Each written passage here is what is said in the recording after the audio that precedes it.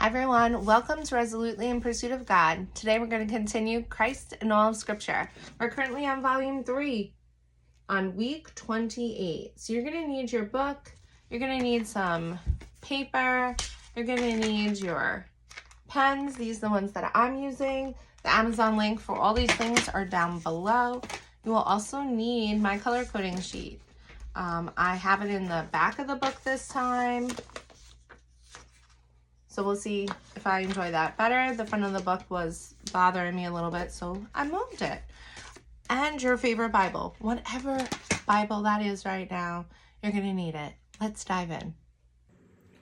Week 28, Introduction. This week, we will trace the themes of suffering and obedience through Job chapter 1, verse 20 to 22, and Matthew 26, 36 through 46, learning how Jesus is our obedient servant who suffered for us on the cross. In response, you will be encouraged to obey the Lord and endure suffering by resting in God's presence and looking to eternity where suffering will be no more. Guys, sometimes my eyes want to read so much faster than the rest of me. So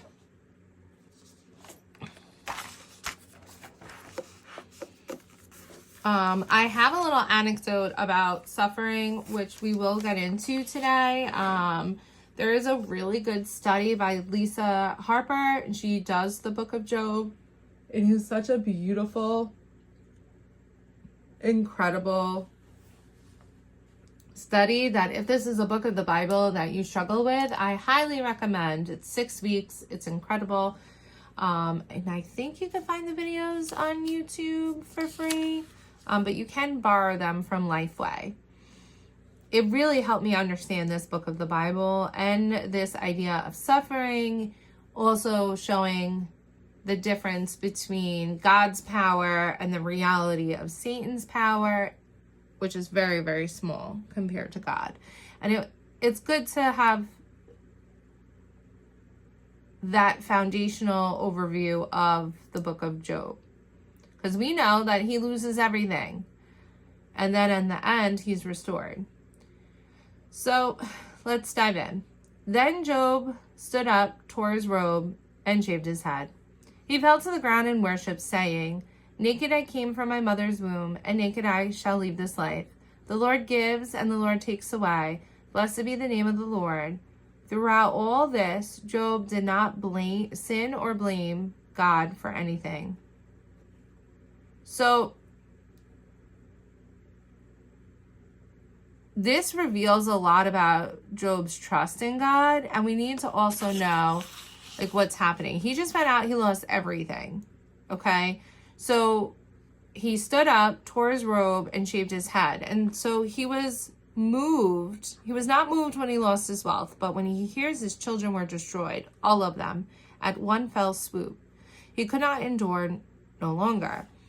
So he tore his robe, shaved his head, and fell to the ground. So this is a common expression of grief and mourning. The robe symbolizes the rendering of one's heart and soul. The shaved head represents the stripping away of personal glory and pride, acknowledging human frailty before God. Falling to the ground is an act of submission and humility, often associated with worship and prayer. It reflects Job's recognition of God's sovereignty, even in the midst of his suffering. Y'all, I don't know how he did that, because when you are grieving, oh, what an incredible display of submission and humility to God. He fell to the ground and worshipped. So despite his immense loss, Job's response is one of worship, demonstrating his unwavering faith and reverence for God. This act of worship in the face of suffering is a profound testament to Job's character and faith. It echoes the call to worship God in all circumstances. 1 Thessalonians 5:18 and prefigures the ultimate example of suffering and submission in Jesus Christ, who remained obedient to the Father even unto his death.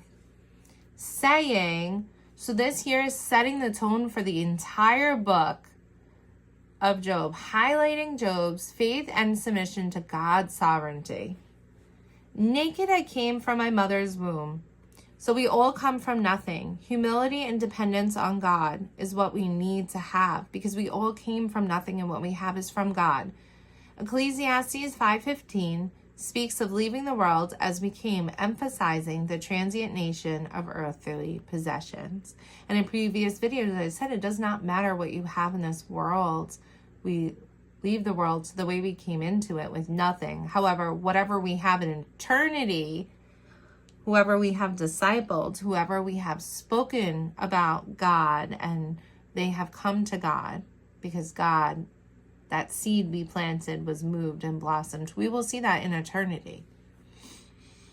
And naked I will leave this life. So death is inevitable. And this verse shows the futility of material wealth. It aligns with 1 Timothy 6:7, which states that we bring nothing into the world and can take nothing out. The Lord gives, so we see his sovereignty of God distributing wealth and blessings according to his will. And the Lord takes away. So God's authority over all aspects of life. God has control over both prosperity and adversity. Deuteronomy 32:39. Blessed be the name of the Lord. Throughout all this, Job did not sin or blame God for anything. So Job chooses to praise God, exemplifying unwavering faith and trust. Worship God in all circumstances, Psalms 34:1, which encourages continual praise. Job's response foreshadows the ultimate example of submission and trust in God's plan, as seen in Jesus Christ's acceptance of his suffering and crucifixion. So this here reveals his trust, and we see his willingness to worship after tremendous loss. This shows he's anchored in his faith. He sees God as faithful and sovereign, even in pain. His response isn't conditioned on understanding, but on reverence and submission to God's will. And that is really tremendous here. So we see the attributes of God. God is sovereign, worthy of worship. He is just, and he's a giver of all things. The first chapter of Job describes the beginning of Job's suffering. What is Job's response to this suffering in verse 20? So the authentic worship is not dependent on circumstances. He worshiped God in the midst of his suffering, showing that worship is an act of faith and trust. When's the time you have received terrible, grievous news and you went straight to worship? I don't know about you, but I need that kind of faith in my life. I need that gentle reminder. What is Job's response to the Lord, and what do you think this tells us of Job's trust in God? So he grieves deeply, but worships sincerely. He acknowledges God's control over life and possessions.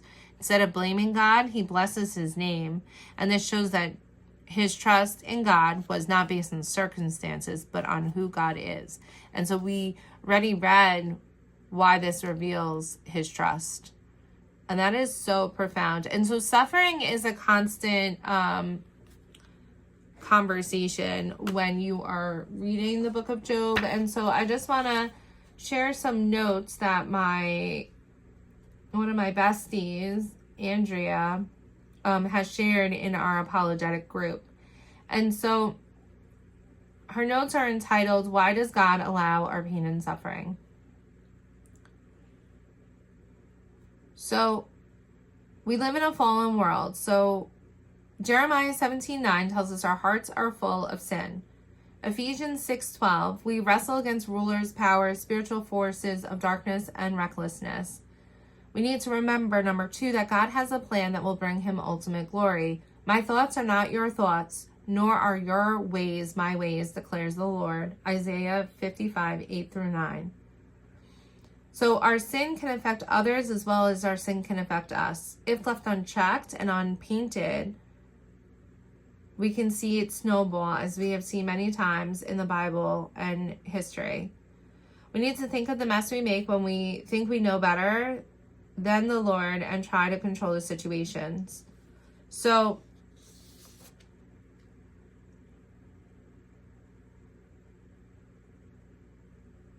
a great way to help others is to share the gospel with others, and to remember, from the moment we ask Jesus into our heart and relinquish control over our lives to him, He not only saves us eternally, but from ourselves as well. So your suffering has a purpose. God will use your pain for glory and for his glory in the end. The enemy's schemes will not prevail if you keep your eyes on your Lord. So always remember our purpose, John 17:3, to know God and make him known and grow in faith in him. I'm going to read that one more time. Our purpose is to know God, make him known, and grow in faith in him. And we will become more like Jesus. And so that is what I want us to keep in mind as we continue reading and going through, day 2. Day 2. How would you respond if you experienced such tragedy? I would go into prayer and ask my prayer ladies to lift me up in prayer. That's not my immediate response. And this is something that I personally have been working on. And there's a book called Rested that I'm reading. And she talks about how you need to go to God with all the things. God, I don't feel your presence right now. I'm angry that I can't feel your presence. Help me feel your presence, God. God, I want to know you better. Illuminate your attributes and your characteristics so I can come to know you better. God, I want to hear your voice. I'm not hearing your voice right now, and I'm feeling disappointed because I need to hear your voice right now. Saying those things and speaking those things to God will also help you in the face of tragedy, because you'll be able to honestly speak to God about the things that are going on in your head. Even though he knows everything, he wants you to bring it to him and lay it at his feet. Read Job 42:10-17. And how does God restore Job? He gets a double blessing. Relationships are rebuilt. His wealth is multiplied. He has a legacy of beauty and inheritance, and he has long life and peace. So what areas of your life feel broken or lost right now? And how might God be inviting you to trust him for restoration, even if it looks different than you expected? And that, my friends, is where I'm going to leave you. I want you to think about that. Think about the suffering you've gone through in the past and where that has brought you and how you spiritually have grown. Did it bring you closer to God? And if so, how? Did it bring you further away from God? Why? And have that deep conversation with yourself as you go through this week. And we will see you all for day 3 very soon. Please hit the like button or subscribe to this channel. Share it with some friends if this really moved you in any way, shape, or form. It's time to spread the good news of God and seeing Jesus on every page of the Bible. And I will see you all for day 3.